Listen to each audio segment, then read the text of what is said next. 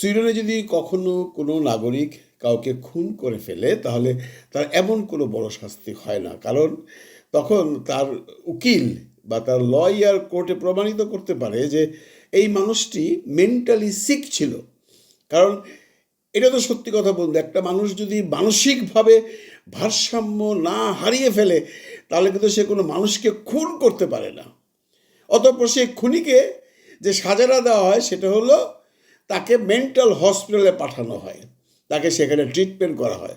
এখন সে যদি সত্যি সত্যি ভালো মানুষ হয়ে থেকে খুন করে, তখন সে অভিনয় করে যে আমি মেন্টালি আনফিট ছিলাম। মেন্টালি আনফিট থেকে আপনারা দেখেছেন পৃথিবীর বিভিন্ন দেশে এই ইয়াং ছেলেপেলেরা মানসিকভাবে বিকারগ্রস্ত হয়ে গিয়ে স্কুলে গিয়ে ছোটো ছোটো বাচ্চাদের ব্রাশ ফেয়ার করে ফেলে, বা সেই নিউজিল্যান্ডের মসজিদে গিয়ে যে মানুষকে খুন করেছিল, এরা সব মেন্টালি সিক। মেন্টালি সিক না হলে মানুষ এগুলো করতে পারে না। কিন্তু সুইডেনে যদি কোনো মানুষ রেপ কেসে পড়ে যায় তখন কিন্তু সে বললে হবে না যে আমি মেন্টালি সিক, কারণ তখন আইন বলে তুমি যদি মানসিকভাবে ভারসাম্যহীন হইতা তুমি রেপ করতে পারতা না। রেপ করতে হইলে মানুষের সেন্স লাগে, মানসিক শক্তি লাগে।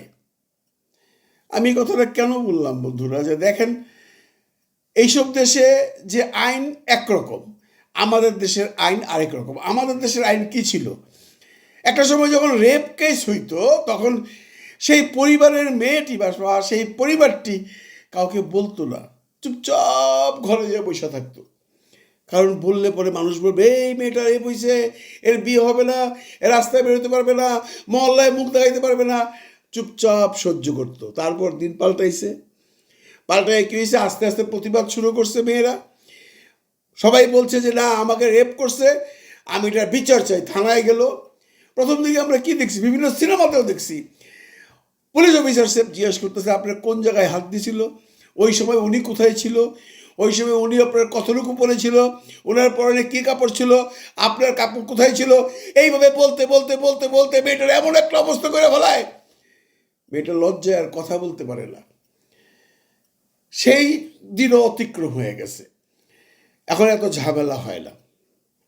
এখন কি হয়, এখন যেটা হয় সেটা হইলো রেপ কেস এটা আসলো পুলিশ স্টেশনে সেটা তদন্ত করলো, আসামিকে গ্রেফতার করলো, আসামি চলে গেলো হাজতে, ডাইল ভাত খাইতেছে আরামসে।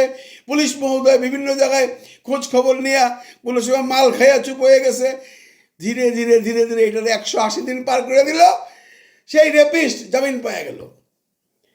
অথবা অথবা এইভাবে হইতে পারে যে সেই পুলিশ অফিসার টাকা খাইয়া রেপিস্টের পক্ষে সাক্ষী দিল, বা রেপিস্টের পক্ষে আদালতে প্রমাণাদি দিল, খালাস হয়ে গেল।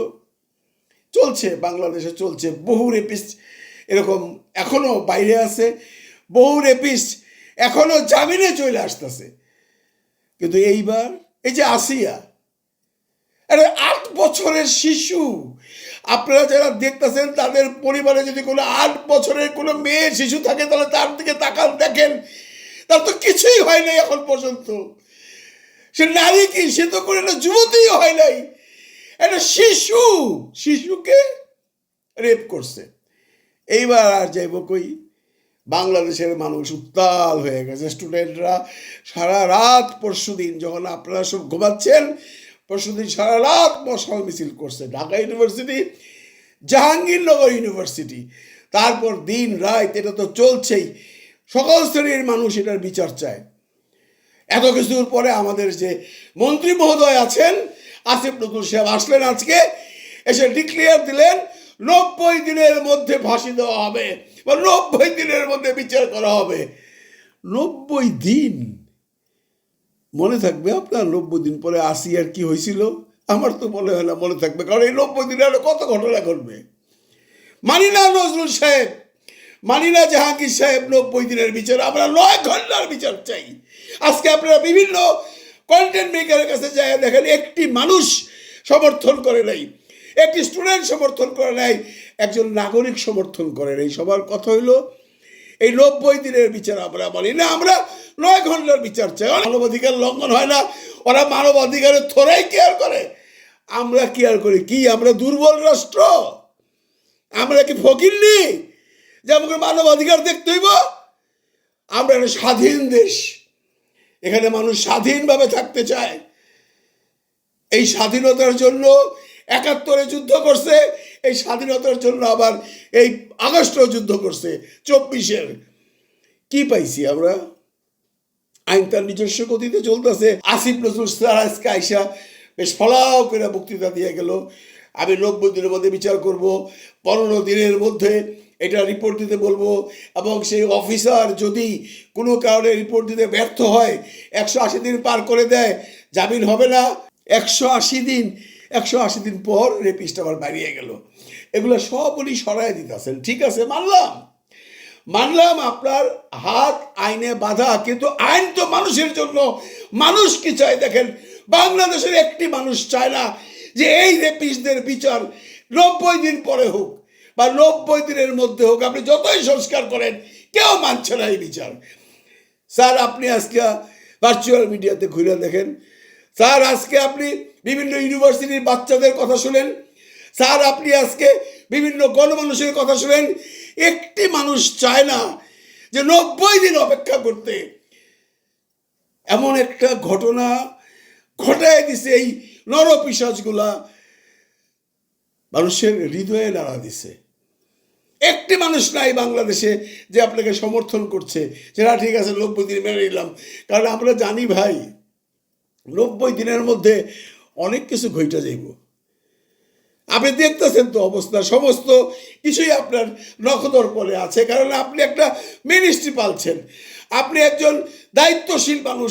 আপনি মানুষের হার্ট দেখেন, মানুষের নার্ভ দেখেন, মানুষ কি চায়। একটি মানুষ চায় না ৯০ দিনের বিচার, প্রতিটি মানুষ চায় ৯ ঘন্টার বিচার। ভিকটিমের কাছে পুলিশ যাবে, পুলিশ ভিকটিম যাকে দেখাবে যে আমার সাথে এই লোকটা এই কাজ করেছে, সাথে সাথেই অ্যারেস্ট কোর্টে তুলবে, সাথে সাথেই আমাদের যে বিচারক মহোদয় থাকবে তাকে ফাঁসির কাস্টে ঝুলিয়ে দেবার ব্যবস্থা করবেন। এরপরে আপনি বলবেন নিম্ন আদালত থেকে সেটা জজ কোর্টে যাবে, জজ কোর্ট থেকে সেটা হাইকোর্টে যাবে, তারপর সেটা সুপ্রিম কোর্টে যাবে। এই সব কিছু লাগবে না, থাকবে না বাংলাদেশে। নতুন বাংলাদেশে একটাই আইন থাকবে, নিম্ন আদালত যা বলবে তাই হবে। সংস্কার করেন, আপনাদের হাতে তো সব, সংস্কার করে দেন। মানুষ চায় এইসব সংস্কারের জন্য আপনারা আসছেন। কিসের জন্য পয়সা থাকতেন? আপনি বললেন যে আমি সুধীজনদের সাথে কথা বলবো, আমি স্টেক হোল্ডারদের সাথে কথা বলবো। কিসের কথা? আপনার হাতে আইন আছে স্যার, আপনি আইনমন্ত্রী, সাথে আছে স্বরাষ্ট্রমন্ত্রী মহোদয়। ওনার অবস্থাটা চিন্তা করেন তো, আজকে ওনারা মানুষ কিভাবে ধুইতেছে, কিভাবে ওনাকে ধুইতেছে পোলাপান। উনি তো চেষ্টা করতেছিল, কিন্তু আইন তার হাতে পাতে বাধা। সেই আইন চেঞ্জ করেন, সেই আইন চেঞ্জ করে আসিয়ার ধর্ষকদের ৯ ঘন্টার মধ্যে কালকে বিচার করে দেন, ইতিহাস সৃষ্টি করে দেন। অনেকেই তো চাইতেছে যে এদেরকে স্টেডিয়ামে আইনা কোমর গাইরা ইট নিক্ষেপ করা হোক। যদি সেইটা করতে পারেন আরো খুশি হব। লক্ষ কোটি মানুষ দেখবে, টেলিভিশনে দেখবে।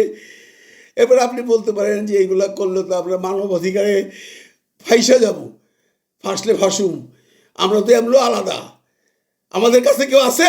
আমরা আছি ১৮ কোটি জনগণ, আর আপনারা আছেন এখন সরকারে। আমরাই সব, আমরাই সরকার, আমরাই জনগণ, আমরাই বিচার, আমরাই বিচারক। করেন না আপনি, করে দেখায় দেন, মানুষকে দেখায় দেন যে এই সরকার অনেক কিছু পারে। ভালো থাকবেন সবাই, ভালো রাখবেন সবাইকে। খোদা হাফেজ।